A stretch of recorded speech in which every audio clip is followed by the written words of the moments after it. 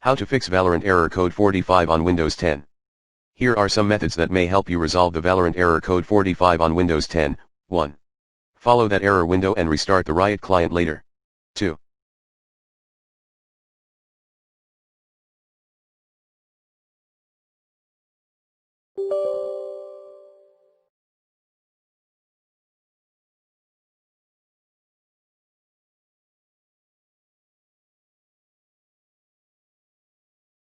If the problem persists, try removing Riot Vanguard manually, then rerun Valorant later.